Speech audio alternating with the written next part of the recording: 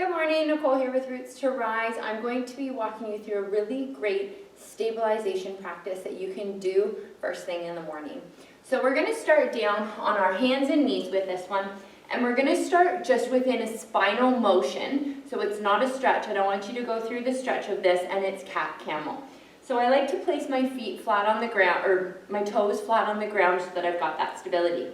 Hands come underneath my shoulders, and I'm going to corkscrew my arms out, which basically means I'm kind of making this motion with the ground, okay? So getting that clockwise, counterclockwise motion going, and we're locking in through our back here. So our fingers are still facing forward, but we've now locked in through our shoulders, okay? So from here, moving through our lumbar spine, I want you to tuck that tail between your knees, vertebrae by vertebrae, come up into that cat camel position.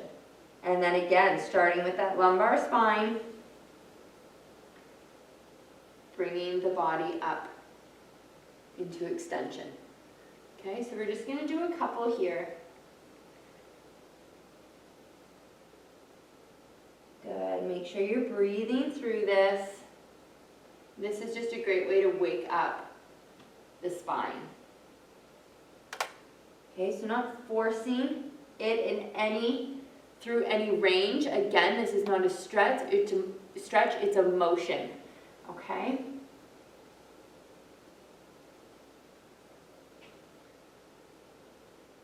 Lovely. All right, so from here, we're going to do our bird dog. So if you have a dowel handy, this is a really great way to get some tactile feedback on how stable you are able to connect to that bird dog. If not, grab yourself your phone and videotape yourself. So what we want to make sure we have with this is a nice straight line. So taking that dowel, making sure that our tailbone, our upper back, and our head are all connected. You want to make sure you have about a grip of space between your hand and your low back. So when we come into this position, you're nice and aligned. We're not dropping our head. We don't have a huge arc in our back. It's just a really nice way to get some feedback. So for this move, you can have the dowel this way or sideways. Both are really great at giving you that awareness. So for the bird dog, we're going to start limb by limb, okay? So I'm going to start facing a little bit on an angle here. You want to make sure your core is on. So a lot of times what happens is we drop through that chest. So connect your core, bringing your ribs up and having that nice, straight, strong back. Poke yourself in the tummy a couple times. That'll help you turn on your core. Okay, so from this position, I want you to extend your right arm out on a 45 degrees. Leave your fingers on the ground. Point your thumb to the ceiling. From here, I want you to retract back and lift your arm. So we're raising and now lowering the arm using our muscles. Okay, so our left arm, which may be easier for you to see now, we're going to extend out on that 45-degree angle, retract back, and lift. Lower down, making sure you keep that contraction the whole time through the raise and the lower. We're going to do 2 more times on each side. So right arm out, up, down, and in. Left arm retract, lift, down, down. One more time on the right, over, retract, lift, down, back in. Left arm out, retract, lift, lower, back in. All right, we're going to go in through our legs here. So we're going to extend that left leg first. So if you have socks on a hardwood floor, this is great because it will really allow you to slide. So we're going to lock those upper arms in, so getting that corkscrew in, locking that core in, tap your belly, make sure it's turned on. Now we're going to extend our left leg, dragging it out across the floor. If you can remain stable here, I want you to just lift your toes an inch. Drop them back down and drag back in. Now the left side, or the right side. Drag that leg out. Engage your bum. Lift up just an inch, back down, and in. So you keep going. I'm going to turn around so you can watch my glutes in action. Okay? Losing a bit of my stability with my dowel here. All right. So locking in my core, locking in my arms. I'm going to extend that right leg. Lock in my glutes. Lift up, down, back in. Left leg. Make sure everything's locked in. Extend out. Engage the glutes. Lift. Down. Back in. One more time on each side. Lock that core in. So make sure you're not starting to dump through that chest. Lock those ribs in. Extend out. Lift. Down. Back in. Last time on the left leg. Lock the core in, lock the shoulders in, drag it out. Lift, down, back in. All right.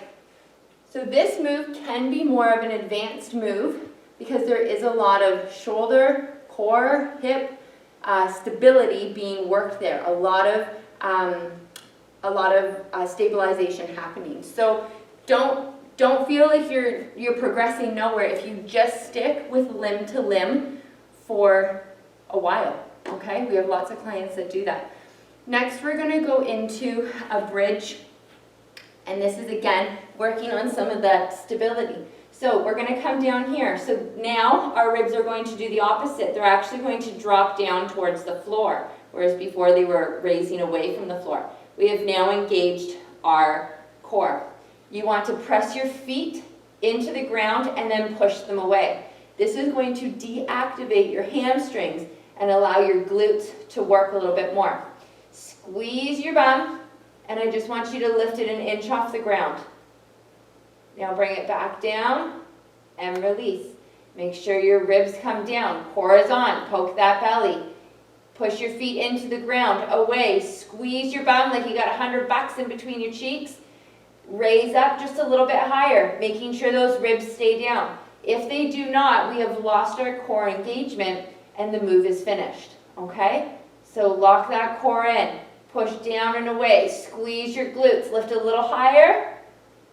And again, work within your range. You do not want to feel this in the low back at all. If you do, decrease the range, work within the limits, focus on the cueing. Press those feet down and away. Make sure those ribs stay down. Now, wherever your final bridge is, we're going to hold it for 5, 4, 3, 2, 1. Now, lower down nice and slow, making sure that those glutes are fully engaged. We're going to do that 2 more times. Again, your end bridge may be only an inch off the ground right now. No problem. Making sure those ribs and hips are connected, holding here, pushing those feet down and away. So we're getting all glutes. Good. Bring it down. Still holding on to those glutes. Good. Let's do 1 more. So everything's pressing, squeezing, pushing. Amazing. Bring it back down and release. Great. All right, roll onto your side. Come up to standing. We have 2 more activations. 1 for the hip, it's a mobilization activation, and 1 for the upper body. So this is called our airplane. This is a tough move as well, but it's one that we all need to work on, okay? So you can use a chair, a wall, a dowel. So we're gonna start with our left leg out behind us. Bend that right knee slightly. I'm holding onto the dowel or chair, whichever, with my right hand. We're going to hinge back, bringing that left leg off the ground. We're going to drop the left hip towards the right knee.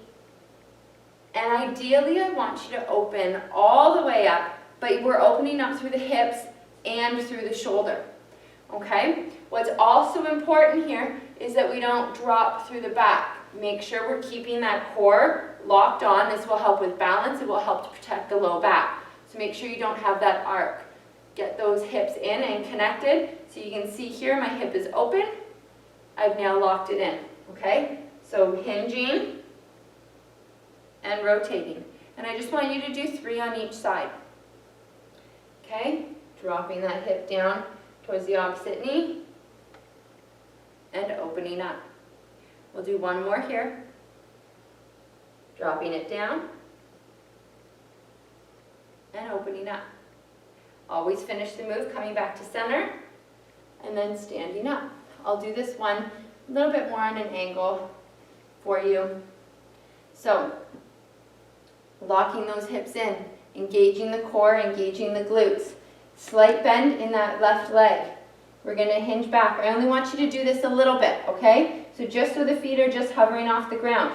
We're going to dip that right hip down towards the left hip and open up. Now maybe your open up is only a few inches. Maybe you just slightly drop and come up. No problem there. You need to work within your range, and then you know how to improve through it.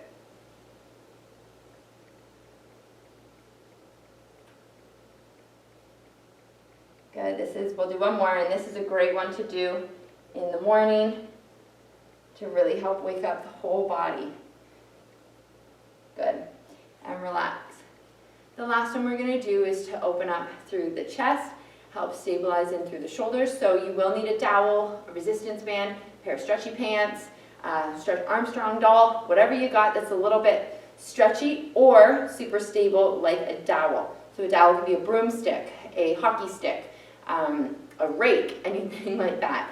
Okay, so again, make sure we're locking in. I want you to place your arms down, roll your shoulders back into your back pockets, and now pull that dowel or whatever you got in your hand away. We're going to raise it up to shoulder height and back down.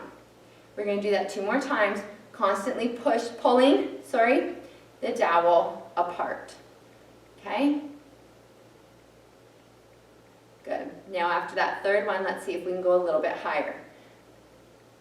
If you can get them all the way up, so your biceps are by your ears, great. If you have any type of impingement, just go before you feel that impingement, okay? Last one, getting it at whatever your max range is.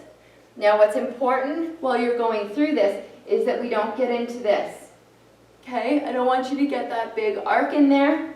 I want you to keep everything connected. Remember, this is about mobilization and stabilization, okay? So now what we're going to do, you can use a wall for this if you wish. You can slide up and down through a wall, but we want to go through a squat while pulling this apart. Now, as we go through a squat, I want you to imagine spreading the floor between your legs. So really opening up through the floor there. Okay, so creating space. You can also imagine you've got a resistance band around your knees, or you've got plexiglass on either side of your knee, and you're pushing that weight and that energy out, okay? So at the same time, we're pulling apart on that dowel. Now, your range might be different, okay, than mine. So make sure that you're working within your range. We want to do this, I'm going to do this from the side. We want to start by locking in that core, pulling that dowel apart. Now we hinge our hips back and we drop. Maybe this is your end range.